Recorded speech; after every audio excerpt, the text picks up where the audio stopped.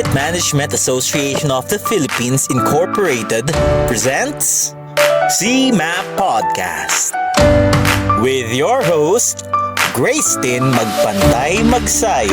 Good day everyone, my name is Grace and welcome to CMAP Podcast. And today we will be interviewing the president of Worx Holdings, Mr. Angelo Chua. Hello, sir. Hello everyone. Hello Grace. Good day to you. Okay, and everybody who's watching. Thank you, sir, for sa pagpapaunlak My pleasure. po. Yes, My pleasure. sir. Yes, sir. This is very exciting, something new with CMAP. Yes, sir. I hope this becomes very successful, and I'm looking forward to seeing more podcasts coming soon. Yes, sir. Thank you so much, sir. Chikahan na tayo, sir. Chikahan tayo. So, can you tell us about your company po? Okay. So, we're actually an almost 30-year-old organization. We're a group of companies. And the first company actually is Worx. We carry the trade name PC Worx. So, you might be familiar with the name because we are in many of the malls nationwide. But when we started in 1996, we were just a bunch of friends from grade school and high school who started this out. We started out sa U-Belt area sa may Recto, and there were 4 of us. We hired 3 people and we started doing computer rental. Ngayon tawag nyo internet cafe, di ba? It used to be called computer rental. So we were like that, and then we started going to sales. So the company grew, but as we grew, we were doing everything hands-on. Talagang when you say small and medium business, we're the small business talaga of the small and medium. Kami nag-handle. We were doing the assembly, we were doing the collection, we were doing the delivery. Kami lahat. Wala kami masyadong tao. But it grew. And we had to look for a bigger place. So we moved to Makati sa may City Hall. No, we rented a small apartment. It's a duplex. And from there, after a few more years, nag-grow pa rin, and kaawa ng Diyos, we became like 80 people at that time. Hindi na kasya. So, we moved here. So, after Worx, we formed a Clary Trade, which is our distribution arm naman. And then we formed Action Labs, which is our services and solutions arm. That's when we formed the Wizards at Worx. Wizards at Worx is the service arm for the whole company. No? We were doing the accounting, purchasing, HR, admin, warehousing, and distribution for all these companies that are doing retail, distribution, and services. So right now, we are in different aspects of the IT industry with more than 1,000 people. Wow, congratulations, sir. Yeah. Sir, when you started, anong year po yun? 1996. Oh, so hindi pa po talaga nagbo-boom yung computer, internet It was industry. starting already. No? So we were one of those that were part of the pioneering batch na nag-umpisa. So at maraming hits and misses because you know, when you're starting, everybody's experimenting what works and what does not work. So yun nga, which is important for people who are listening in CMAP. No? Biggest challenge talaga pag maliit ang kumpanya tapos nag-grow, ang focus ng owners or kami is sales, benta, di ba? Benta. Ang napag-iiwanan dyan, yung back-end, accounting, yung credit and collection, yung billing, di ba? Yun yung mga napag-iiwanan.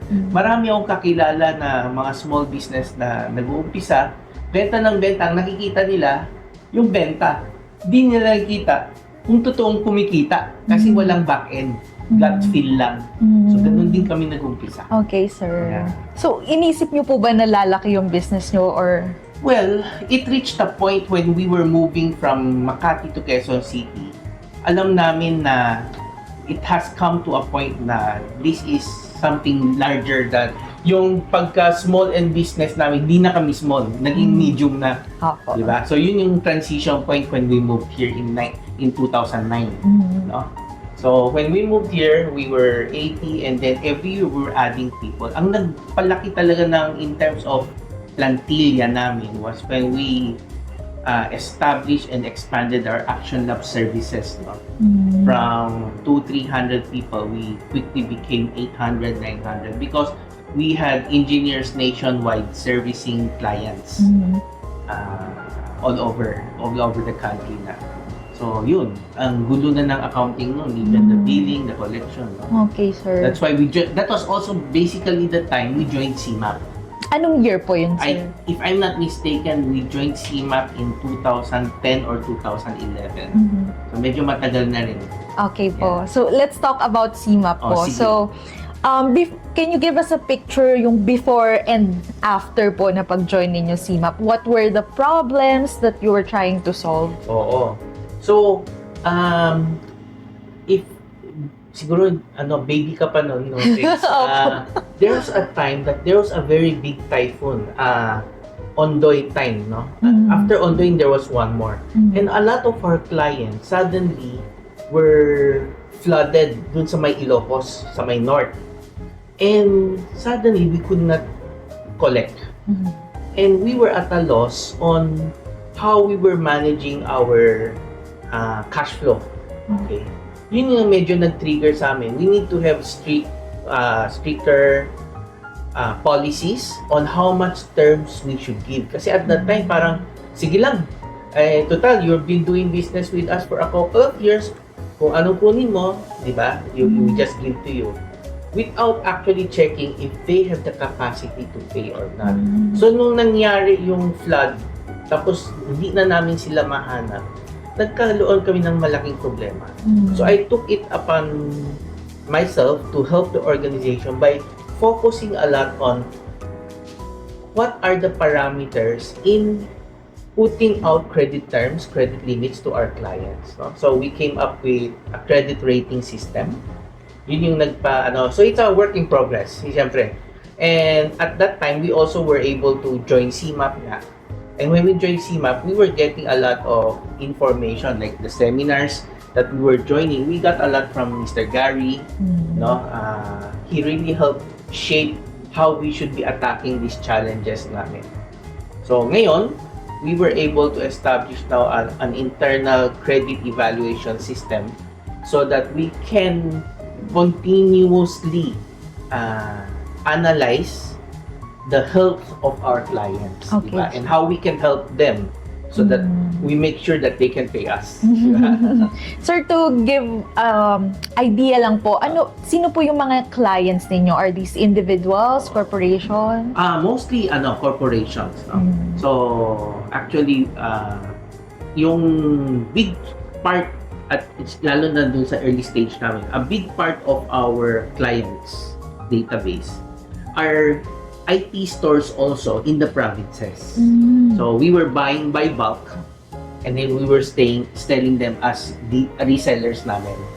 So yun yung Kaya ang challenge sa ganun pala, Grace, since computer industry was just starting up at that time, ang daming nag-uumpisa ng businesses sa provinces na walang puhunan. Buy and sell yan, di ba? Opo. So pag nagka-problema sila, hindi na sila makabayad sa amin. So yun yung kailangan, at yun ang naging experience namin. And we had to really focus on making sure who can pay us even if there are problems like that. Naging very interactive sa amin na let's put up ano ba ang mga parameters dapat tingnan, no? So ito yung mga na-learn namin over the past 10-15 years, and maybe later I can share a little bit on how we do it.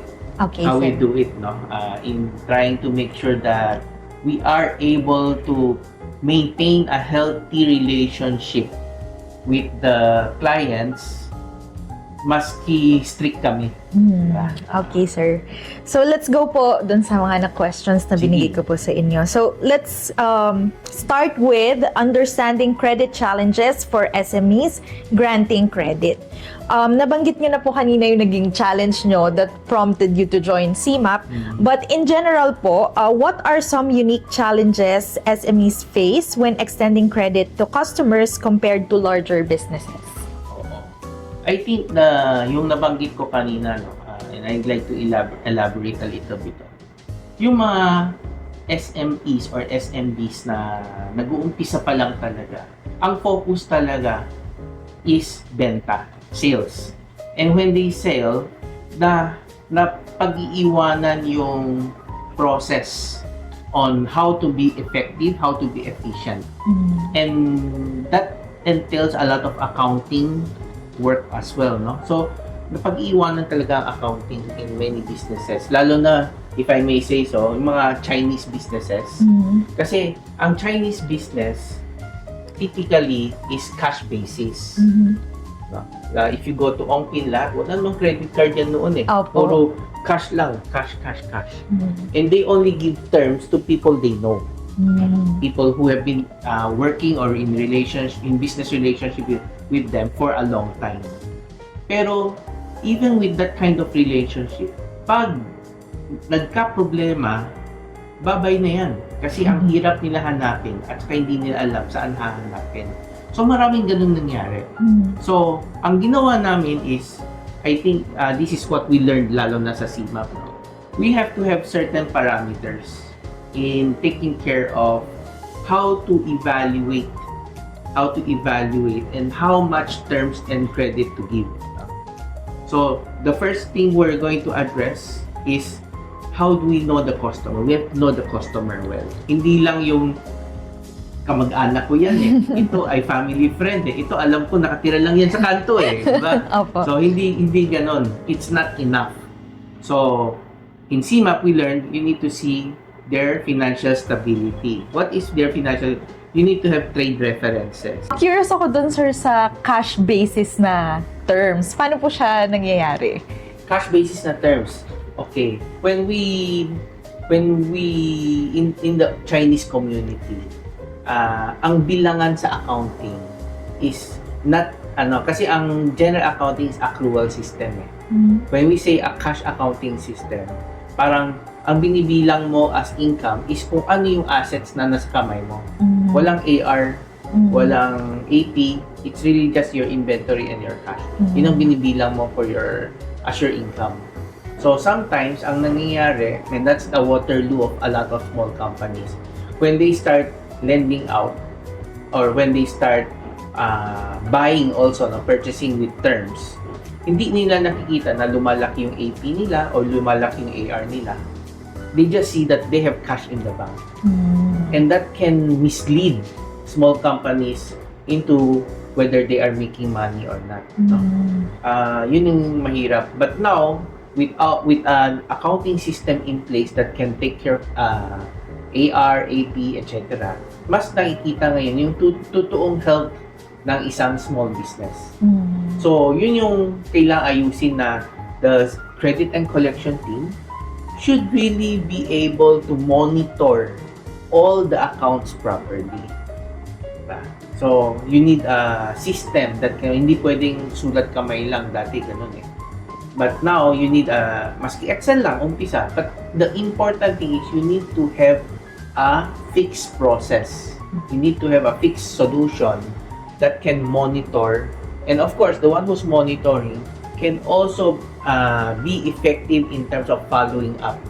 Kasi iba yung nasa record, iba yung nagpa-follow up. Minsan parang, yun nga, nandun yung may utang sa iyo yung mga kliyente mo, pero hindi mo naman napa-follow up, diba? So yung working hand in hand ng credit and collection team with the sales people should be very, very close. Well coordinated. Diba? Okay, sir. Thank you po. Do you want to add pa po Sige. about the unique challenges? Yeah, the other challenges siguro are yung ito to segue into what I just ended saying. Yung working relationship ng credit and collection team with the sales team is very tricky. Kasi ang focus ng salespeople is sales, benta. They don't really pay much attention to whether na-collect yan o hindi. Basta benta. Kasi the old style of, even sa amin, no, the old style of the commission scheme is based on the sales quota. Or sometimes, just the gross profit quota. hindi na-consider whether na-collect o hindi. Problema, parating sinasabi ng sales team, problema yan ng credit and collection team. Diba? Credit and collection team ang maghabol ng collection. Kami, benta lang. And that's where the problem is because kami in management, when we are balancing everything, very strict dapat ang credit and collection. So, what's going to happen? The credit and collection team becomes very strict. To the point na wala na silang kaibigan na salesperson. Diba? Kasi sila ngayon ang humaharang. Hindi niyo pa pwede bentahan yan kasi hindi pa nagbabayad. And that's a reality in many small business, small and medium enterprises. How do you bridge that? How do you fix that? When you want to fix that, that means you need to fix the relationship and making sure the two teams understand the roles of each other. And the way to do that, and this is how we fix that challenge, is fixing their SLAs and their KPIs. Ang KPI at saka SLA ng aming sales team does not only end where sales is. They're only paid commissions when it's collected. That's very important, no? Some small and medium businesses miss that. The salespeople should only be paid their commission when it is already collected. You can give a little leeway. Kunyari, 30 days ang term.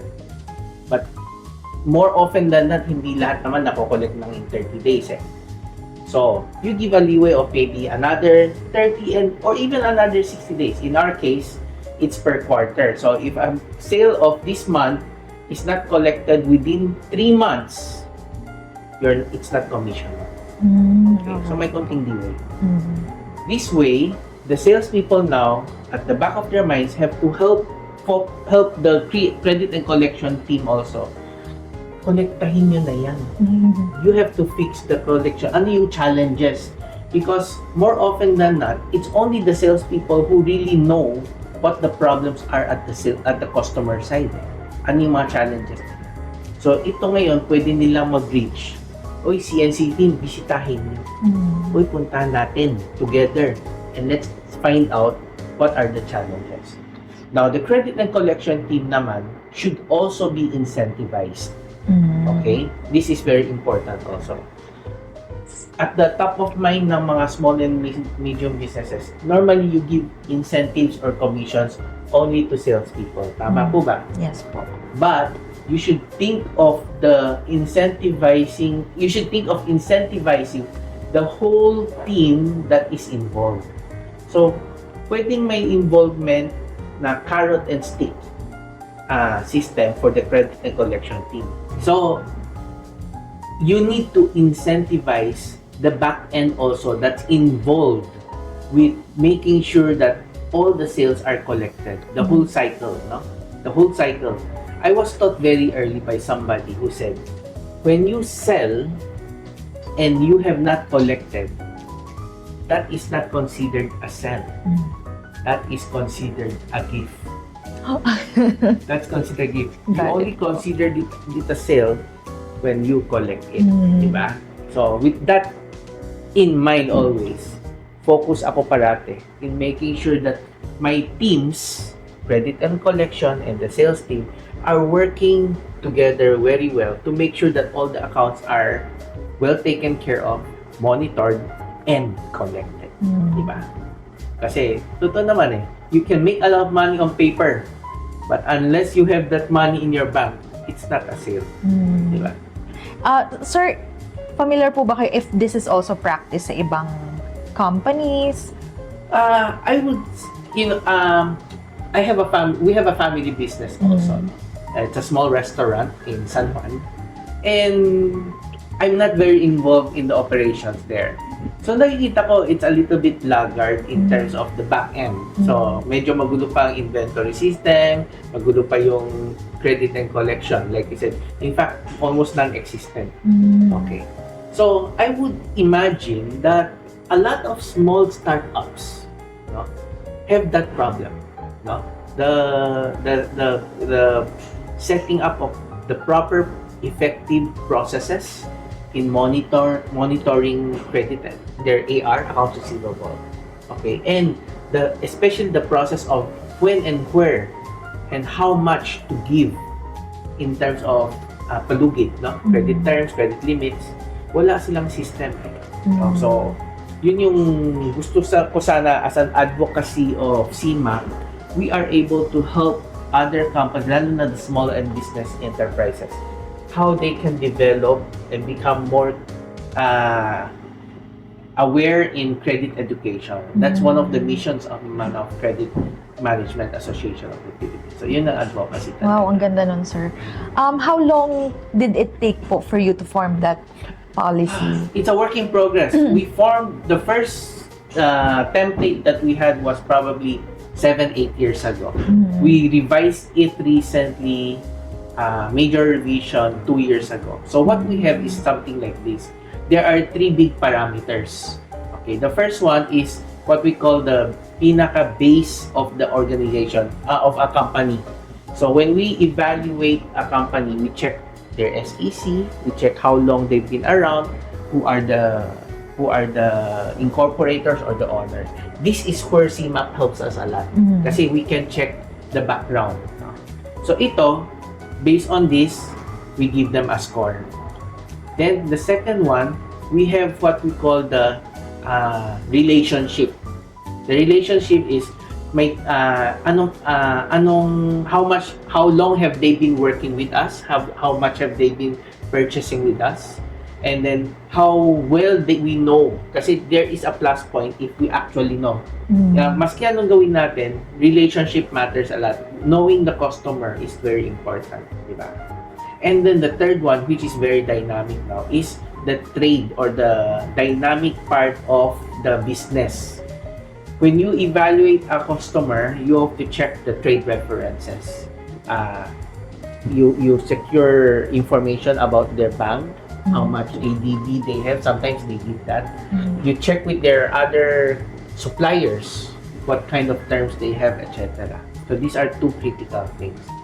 When we evaluate a customer, whether new or old, okay, we establish the first 2 parameters, no? The base ownership and then the relationship. This one we review on an annual basis. Okay. But the third part, which is the reference part, the trade reference, the banking reference, we review every 6 months. Ito kasi magalaw. Magalaw. Somebody, a client who is in business, due to certain circumstances can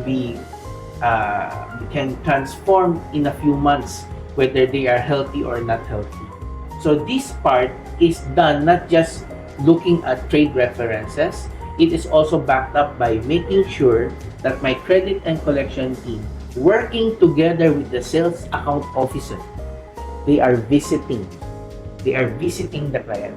So when we say use a carrot and stick, we call it a donut and stick. So pagpunta na, may dalang donut yan. Their intent really is to talk to the customer and find out who are their customers. Are they still there? Okay, and how is the traffic of their business? Okay, you find out. So you bring donuts for a chit chat, but you are gathering information. Take picture, we know your customer, the manual type. Okay, kasi may EKYC di ba? That's the now. But know your customer on a relationship level, not just the salesperson, but the credit and collection team. As a team, they go together. They go visit on a quarterly or semi-annual basis, and then they review on a semi-annual basis the scoring. Because you have to evaluate that. Okay, so you check their trade references, you call your suppliers, you check their bank, you secure an authority to get to check. And then third is, of course, you actually visit and know them. And then you get to know what their plans are. Are they opening new branches? Are they expanding? Are they going to a different line? You need to know these things. And by knowing these things, you can now actually not just provide the terms, but offer different ways of helping them as well. For the salespeople, they can now evaluate, you'll need this kind of equipment, you'll need this kind of computers, right? For your expansion or for your new diversification. The credit and collection team should be able to go in and explore also, do you need more terms for this new line of business? Okay. But I cannot emphasize enough that credit and collection should always be very firm. They should always be very firm, you know? So when you offer things like this, it's always at the backdrop of a very strict policy pa rin. It's written down. You have, like I said, we have a scoring system. So up to a certain score, you can give this kind of terms. So the credit and collection team can play around there, but not exceed their limit. Any granting of excessive terms and limit has to be approved by an ex-com like me. Okay? Anything beyond that cannot be approved by them. Okay? Or else it's charged them. May mga ganun. This process, sir, nangyayari po siya kapag may ongoing pa rin po sila or throughout before? Yan. So, my credit and collection team meet with the sales team on at least once a month basis, can be more, okay? And they make sure that in a cycle of 6 months, they visit the major clients, okay, together, regardless where they are. So very active. I have a big credit and collection team. There are more than 10 of them in my team.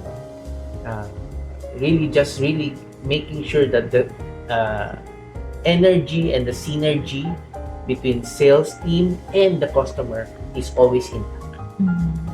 Okay, sir. How do you evaluate naman po which customers are eligible for credit? Can you give us step by step or specific, okay, sir? So, in our case, when we have the first thing we do is, if you're in the top 2,000 company, you're given extra edge. No? We don't really need you to buy a certain amount before we start accrediting you. But for the smaller companies that become our customers, we require an X amount of purchases first. So when you have established that X amount of business with us, we now secure your documents. We give you a portal, a form, an e-form, where you upload your documents. You fill up some, and then from there, we check your trade references, we check your banking references, and from there, we have a system that calculates a credit score, okay, based on 13 or 14 line items. The score translates to a table that nominates or recommends how many days and how much can be given to you. So from there, we now give back to the client, this is your approved terms and limits, and you can start using it. So okay, that's how it works. The table is internally developed. It's based on experience. So it's not a perfect science, but I think we've gotten it right after 7-9 years of using it. No? Very few misses na, but we are able to establish that. Okay, sir. Sir, so may question po kasi dito, ano daw po yung ma-recommend yung software in computing, or is it like copyrighted po sa inyo? No, we're actually using an ERP system. No? It's not actually even a very popular one. But I think there are a lot of applications. But what I would recommend, aside from the monitoring, kasi there are a lot of CRM systems that you can use, and I'm not in a position to say which one is better, but the key here is the collaboration of sales and credit and collection more than the CRM system. So kasi ito yung there's always a friction between credit and collection and sales. So how do you fix that, and how do you document their interaction? We're actually using Microsoft Teams, okay, where all the interaction and all the files and documentation is saved there in a secure place, And us in management can actually look in and monitor if there are hits and misses. Okay. So a system like MS Teams where you can collaborate really helps us manage the flow of sales, collection, sales, billing, collection, sales, billing, collection. That really helped us a lot. So I would recommend that people look into that. It's not very expensive. So you need the key people involved, enroll in MS Teams and starts interacting there. Okay, sir. I-follow up ko na rin po na question. Are you venturing to AI systems po? Secret. Secret! Yes, I think it's personally, it's very ignorant for any business not to seriously look into AI. Not just in the back end, but in everything that a business needs to run. It might not be very viable right now because there's cost, but over time, when things become more regular in terms of AI use, it is best that you start understanding how AI can help you already, even if you don't use it yet. But you need to understand how AI can affect the way you run your company, and there's no better time than now. Nagde-develop din ba kayo, sir, ng software for this? Okay. That's not something we do. Okay? We do sell off the shelf like Microsoft licenses, etc. It's something that we might look into in the far future, but not at the moment. Okay, sir. All right po. How important is it for SMEs to establish a clear credit policy, and what elements should be included in this policy? So yes, 100%, it is very, very important. One of the first things SMEs should focus on after their sales numbers are established, more than anything else, is the credit and collection, because that is where the cash flow comes in. So, like I said, you need to come up with the right parameters defining how you give enough credit days, credit limits. So these are two different things. The number of days you want to give, the amount you want to give as a limit, no? And to ensure that your CNC person, the credit and collection person, sticks to that policy, because more often than not, sometimes you're gonna get surprised when you establish certain parameters and to find out after a few years that your CNC head is not following, because the pressure from sales will be there to sell, and they'll give in. Okay, I'll give in beyond the approved. So you need to be sure that you have that parameter locked in place, and that you're monitoring that the sales team and the CNC are conforming to that policy. Okay, so that's very important. Sir, can you give us a glimpse of your policy po? Credit policy. Okay.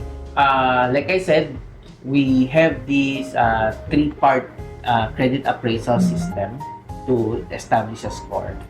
And then from there, so I have one dedicated person actually right now that is doing that review on a per accreditation and on a regular review. So he's actually part of the CMAP team also. He goes to attend the event, si Erickson.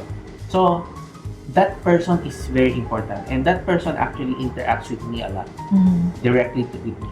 Okay, I review all the approvals to a certain point, and then we discuss from time to time, why did this change? Why are you recommending an increase? Okay, why are you recommending a decrease? Okay. So we have that set up here, and although he is reporting to the CNC head, I have direct access to him. Okay. It's very important that for small businesses, that the owner has direct access to the person who's giving credit and credit, if not the owner himself. When you're still small, okay, or even at a medium level, you need to be very actively involved in that credit application or credit giving part. So you have that And then you have to be strict also when you are reviewing, because there are a lot of times that there will be times that your customer will bounce check. There will be times that your client will say, please don't deposit this post-dated check yet. Give us a month. The interaction, the simplest way really is to stop selling to them, right? That's a knee-jerk reaction. But you lose the future sales. So you need to be sure that you have a process 1, 2, 3 step. Okay, this happened. What's the next step? You need to go visit and find out why did this happen. You need to know the why. Okay, and then by knowing the why, you need to know how to fix it. So I have given my credit and collection enough room to say, okay, maybe for this amount, you can now do a cut up or scattered payment scheme, so that you can get up and running again, and you can resume your terms with us. So may mga ganun kaming setup, plan A, plan B, plan C. So kailangan may ganun. Hindi pwede yung very strict ka, ay, nagtalbog, wala na. We cannot sell to you anymore.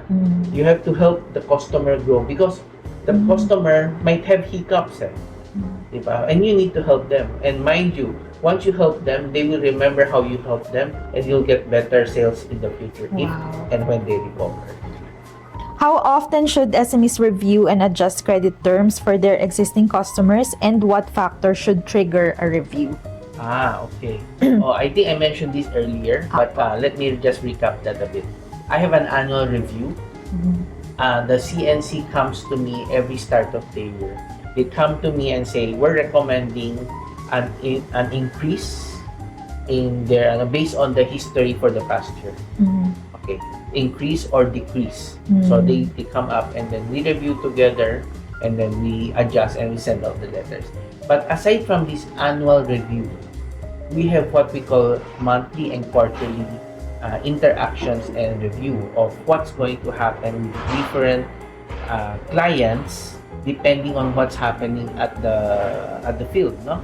So I mentioned earlier, they do visit on their own with the salespeople, and when they find out something that is out of scope, out of the normal, they come back and say, okay, we need to increase or we need to change, and that can happen at any time. Doesn't to be, we don't have to wait for the annual review, so they can recommend that to me as well. What's important also is when we review, or when there are instances where there are bounce checks or delay in payments, there is the policy in place that automatically decreases temporarily their credit terms. And we must emphasize to the client that this is temporary until things are fixed. Let me give, for example, an example. No? So let's say a client has been with us for 5 years, and for the past 5 years, they've been doing well. Suddenly, they bounce a check. Okay, our policy says all future sales are on hold until this bounce check is done. So if the client cannot fix this check right away, we go and explore with them the possibility of breaking that up for a few weeks or a couple of months.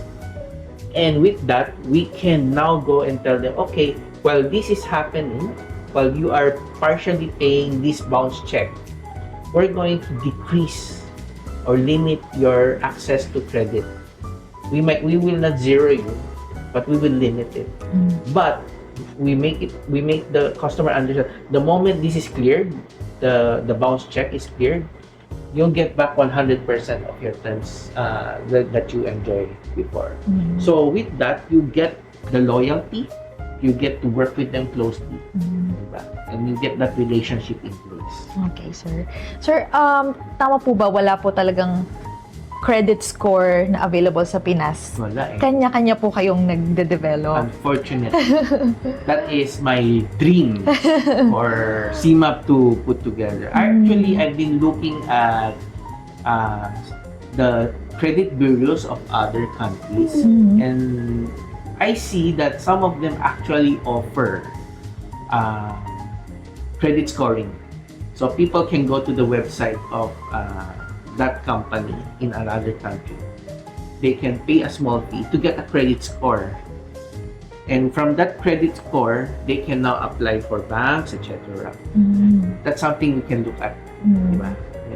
Maybe we can convince more resources to be involved, Yes. to be put in CMAP to explore that. Yes. Okay, thank you, sir.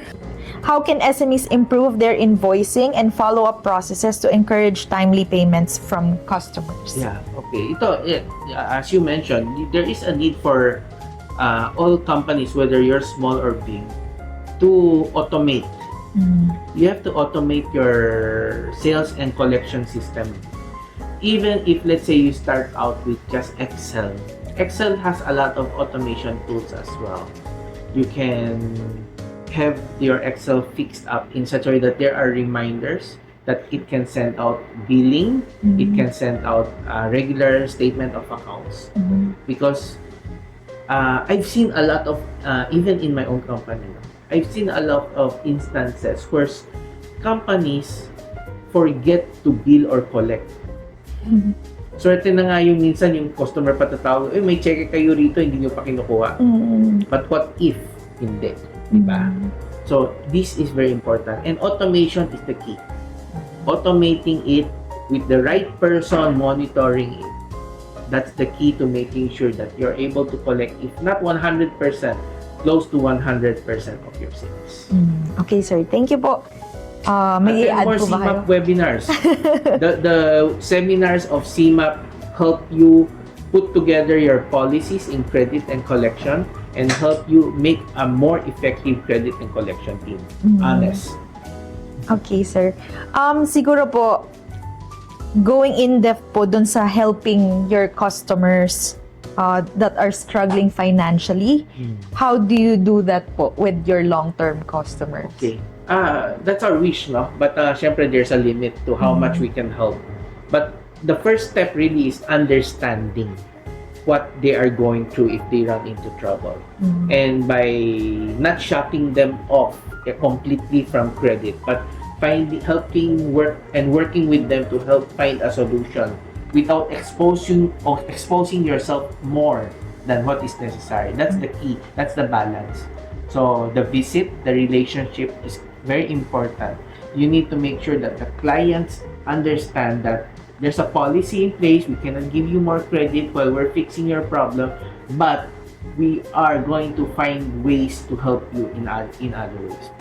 I would like to add that something that we're developing right now is, and I think many small companies or big companies have done this also, to be able to establish or create a very good credit relationship with your customer base. You might want to explore a loyalty system, okay, a reward system. So if you can come up with policies that if a client is able to pay early, then you can give a certain discount. Or if they are able to pay on time for 1 whole year, you can give them a freebie. Okay, so something like that. Okay, so we're trying to develop something like that as well for our clients. Last question po before you promote your Okay. company po. Could you share any example or instance where implementing a credit management strategy improve financial outcomes for your business po in general po?